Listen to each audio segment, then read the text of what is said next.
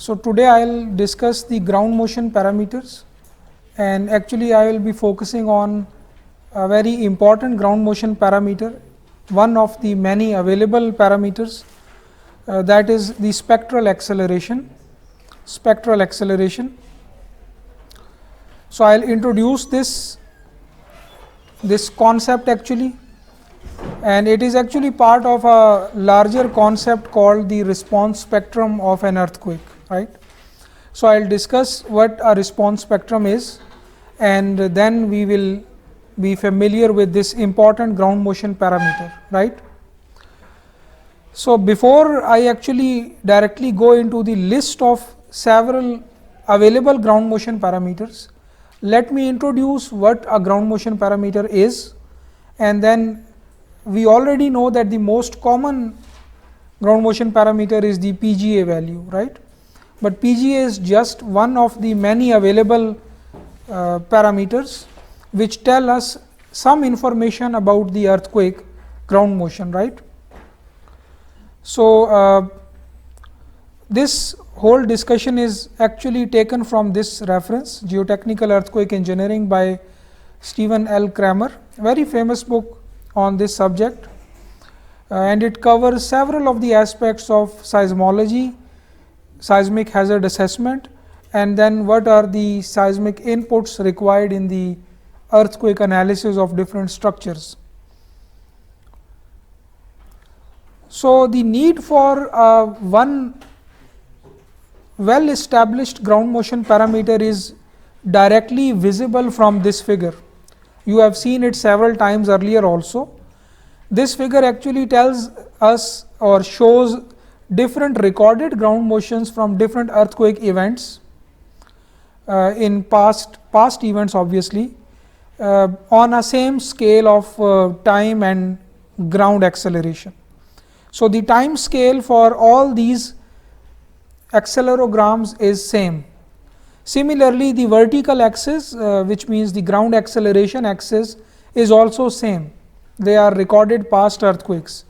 So we can see that they are of several types, right. So it is almost impossible to devise one parameter which can tell us the difference between these types of earthquakes.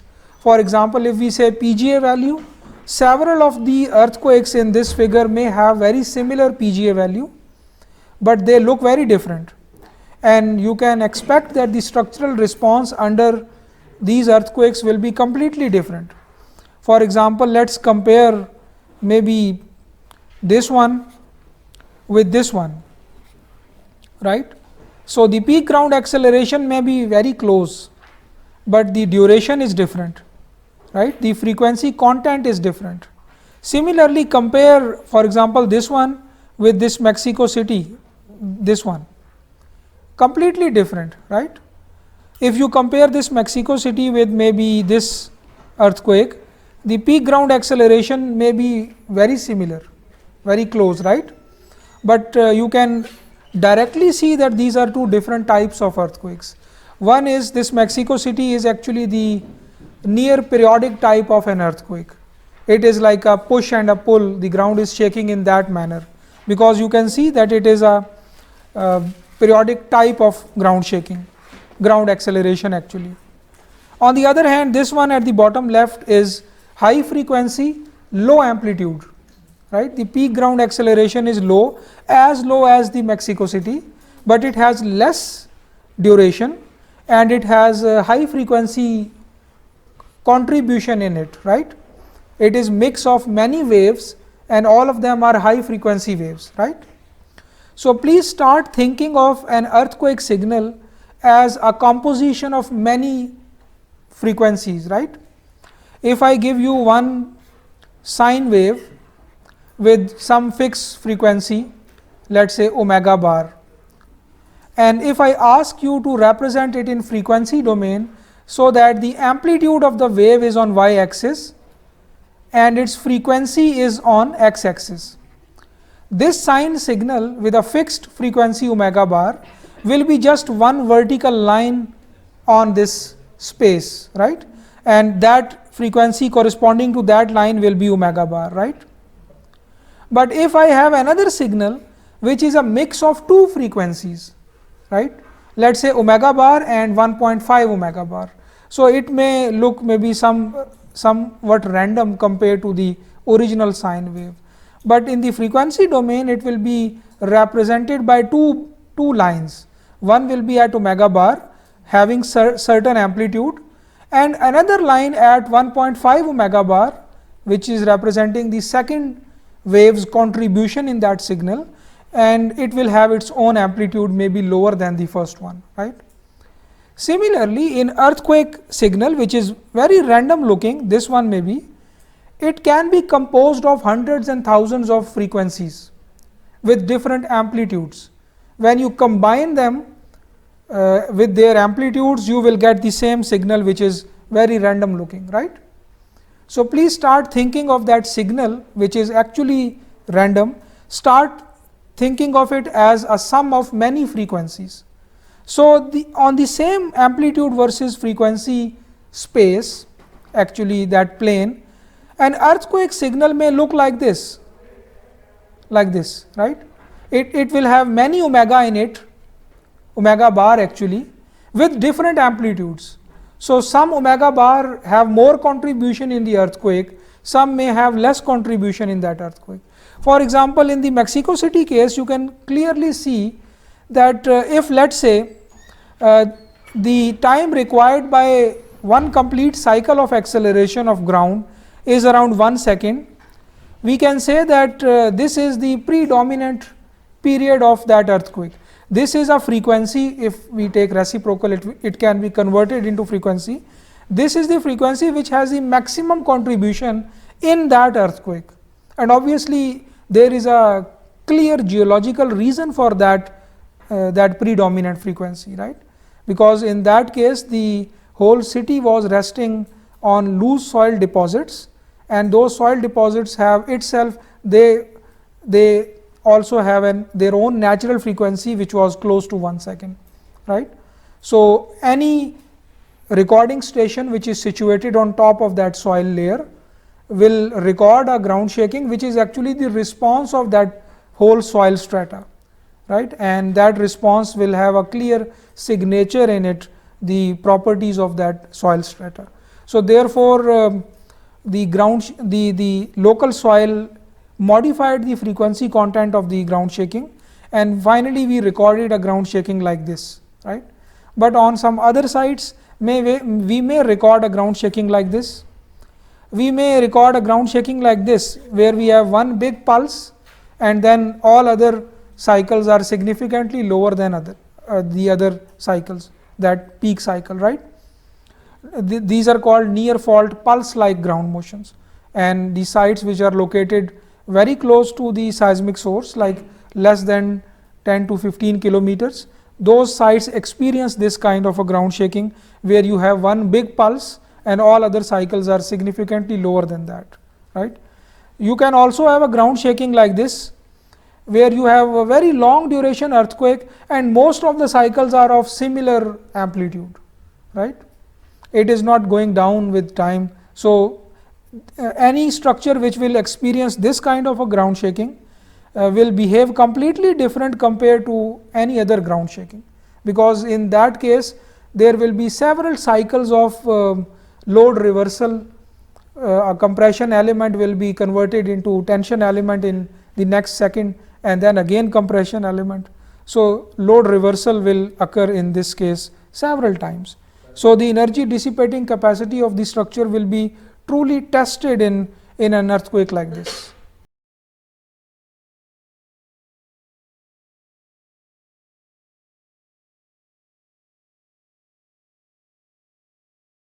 We can have some idea about the destructive potential of an earthquake by just looking at its history, but we cannot have complete idea unless we see the other side of the story, and that is structure itself, right.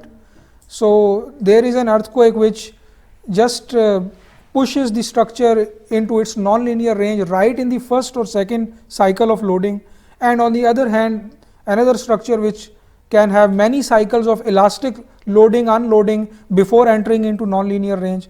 Response will be completely different. we have to look at the second side of the picture also.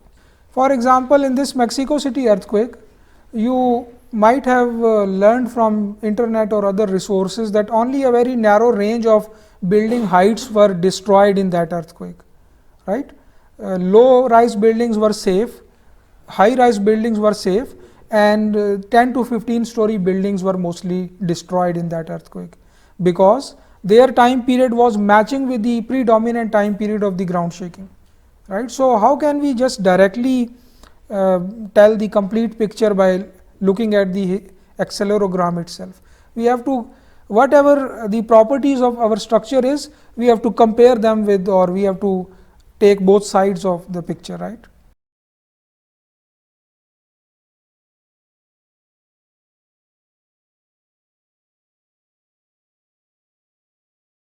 Intensity, the felt intensity of an earthquake event is inversely proportional to the distance from source to site. This is what a ground motion prediction equation is. I hope that I will just quickly cover this response spectrum topic today and go to seismic hazard assessment. In that, I will introduce the empirical relationships which relate the source to site distance with the PGA value expected at your site if you are given with the magnitude and source to site distance expected at a particular seismic source. So, shallower earthquakes, obviously they have a lower source to site distance compared to deep earthquakes. So, the seismic waves lose their energy as they reach, if they are coming far away compared to if they are coming very close, right. So, the felt intensity in general is inversely proportional to the distance, but there can be certain exceptions also. I mentioned that there can be the effect of local soil conditions, right, and some other effects also, which will be exceptions obviously. In general, it is all the GMPs relate the source to site distance with PGA or any ground motion parameter. In fact, today my target is to replace this PGA with spectral acceleration, right. So, because PGA you are all comfortable with, so today I want to just move forward to introduce this more versatile and new ground motion parameter. So, most of them, all of them actually, they are like this, going down at different rates depending upon the magnitude and all that, right. This shows that in general this is the trend. So, with all of these ground motions available and different types, different characteristics of ground motion, my point is that it is very difficult to devise one number which can represent completely that ground shaking, right. So, PGA is one commonly used number, but I can show you many pairs of ground shaking which have same PGA, but they look completely different, right, and the structural response will also be completely different, same PGA, right. So, PGA is not perfect ground motion parameter. So, it describes any parameter which describes the most the important characteristic of the ground motion strong shaking is called the ground motion parameter, and they can be classified under different categories. One is the amplitude based parameters, which tells us that how high or low amplitude that shaking is. PGA is it actually belongs to this category. Similarly, peak ground displacement, peak ground velocity, these are all ground motion parameters, and they tell us how destructive or how much you can say potential for destruction an earthquake may have. So, there are amplitude based ground motion parameters. Frequency content, they are the numbers or parameters which give us an information about the frequency content of that ground shaking. So, the word frequency content is very important. Earthquake don't have one fixed frequency, it is a mix of range of frequencies. So, we call them as frequency content, right. Duration is also one important characteristic of an earthquake. Short duration, long duration, the response will be completely different, right. So, duration based ground motion parameters are there, and then mix of these types also. So, as I have said that there is no single parameter which can tell all the information in one number. So, if I classify the ground motion parameters, they are amplitude parameters, frequency content parameters, which tell us about the frequency composition of that signal, duration, and some other types of ground motion parameters also. So, in amplitude parameters, we have the most common one, PGA, right. You give me this number, I can make a feeling in my mind about the intensity of that earthquake, right.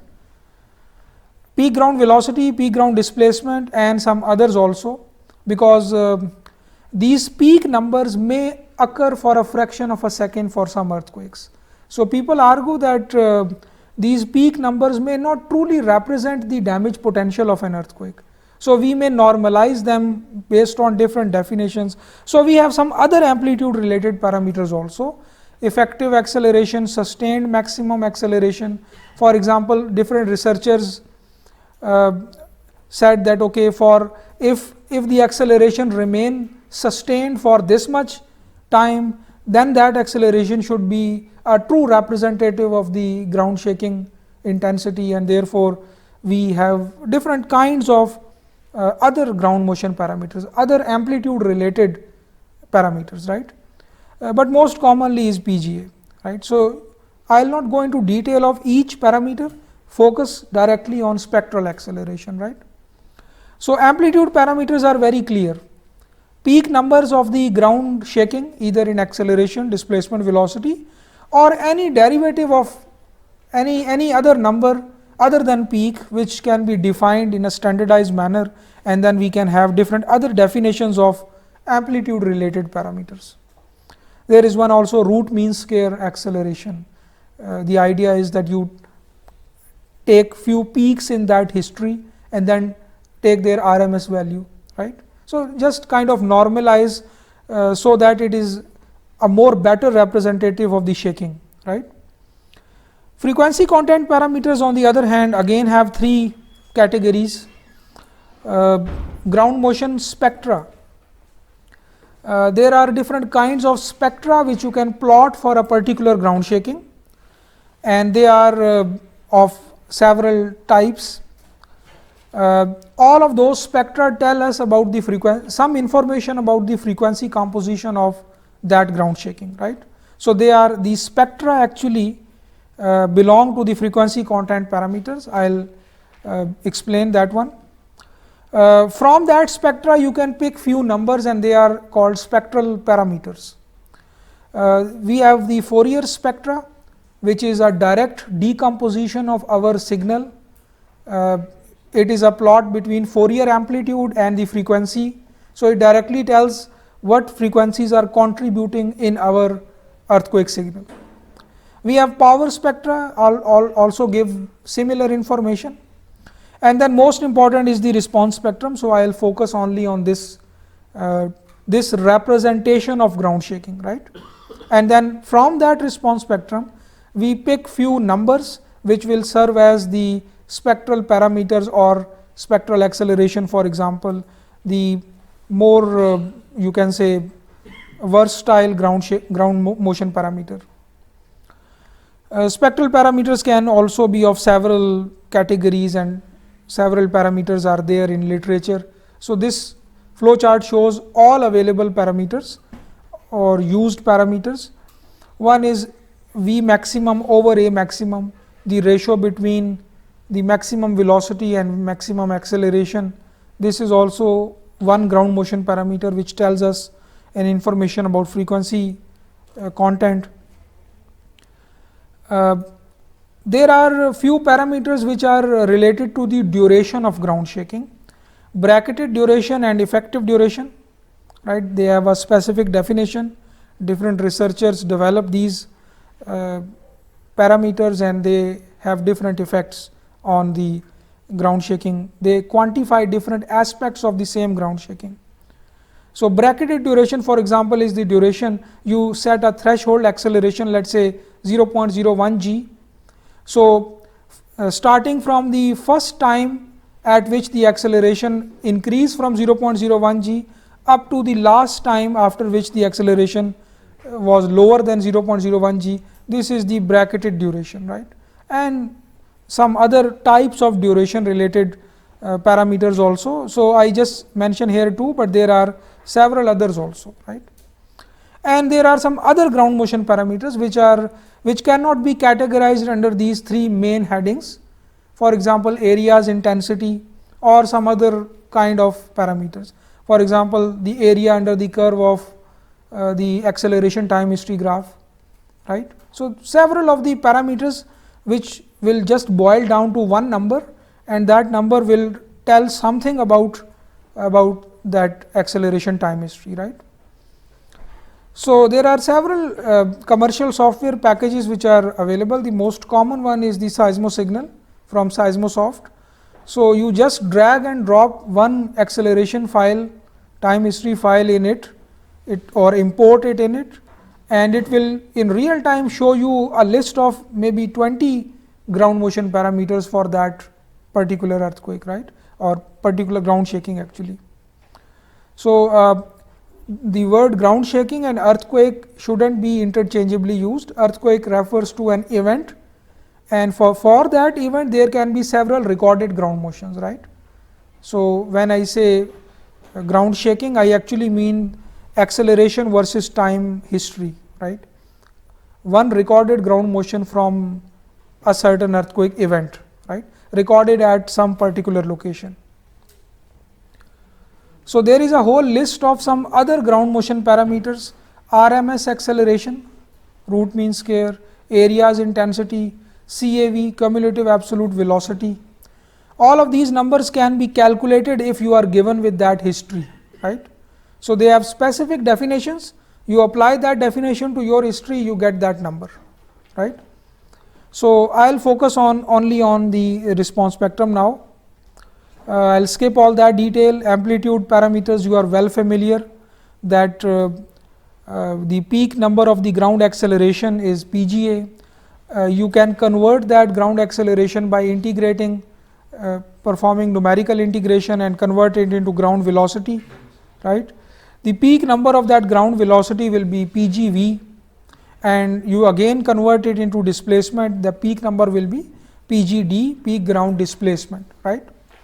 So, there are several issues involved in this numerical integration, because some of the algorithms to convert that may induce error in the integration, numerical integration scheme.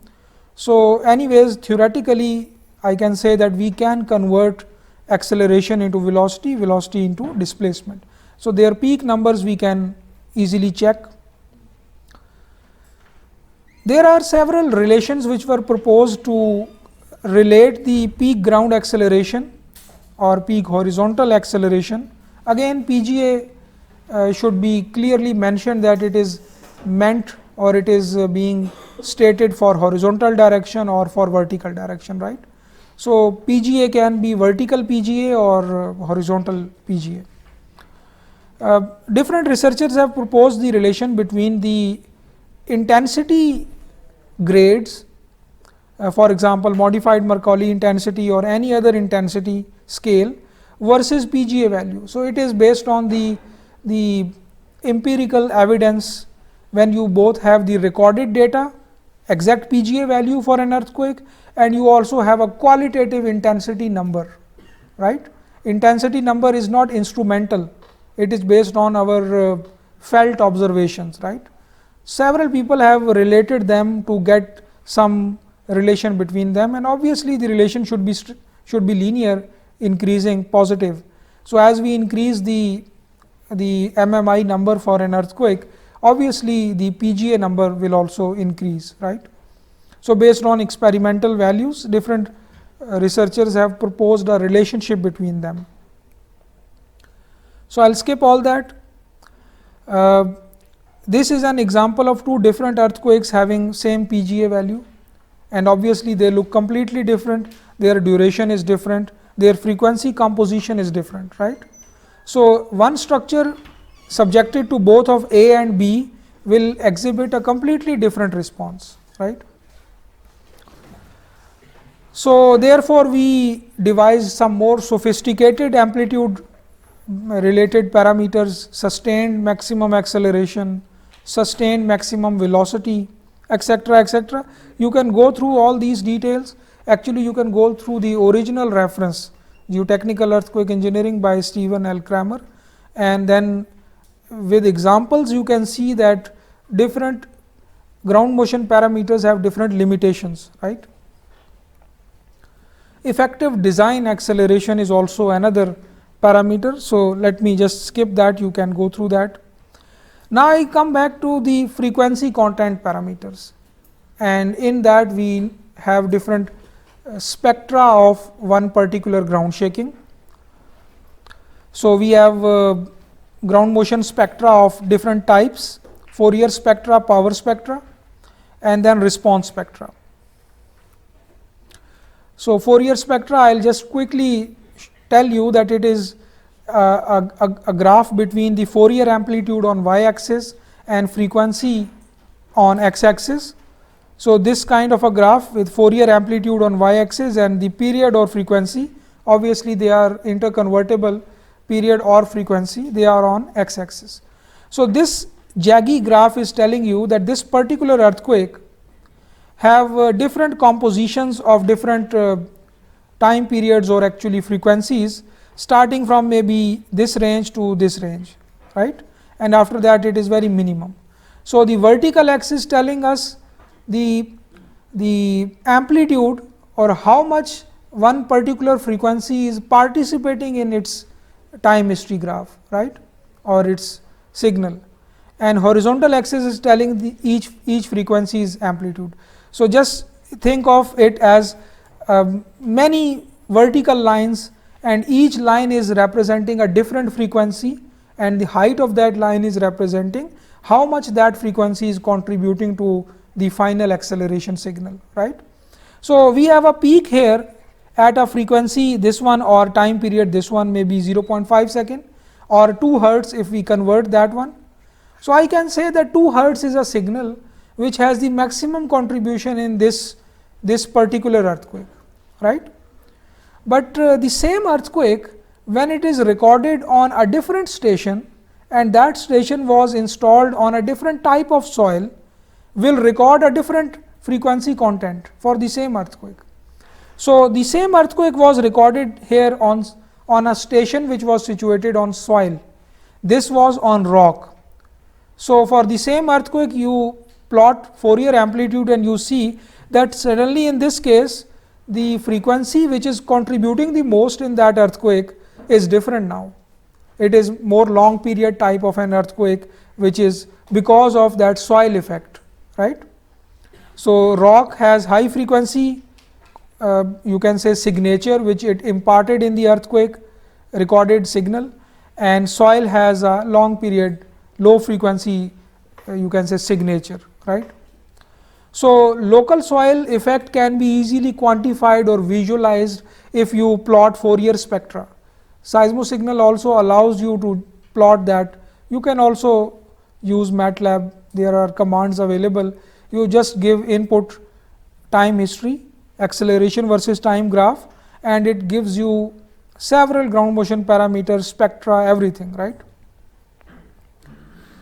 So, I will skip that.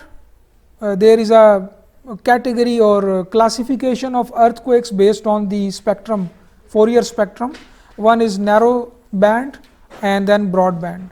So, an earthquake which has the contribution of only few frequencies, it is a narrow band earthquake, and if the earthquake have a contribution from many frequencies, its Fourier amplitude will be broadband, right. So, imagine an earthquake with an Fourier amplitude or Fourier spectrum like this, and another earthquake with a Fourier spectrum which may look like this. So, this is broadband, this is narrow band, right. So, depending upon the, you can say, geological feature and the sources which cause that earthquake, signature of the local geology, the frequency composition of an earthquake is different, right.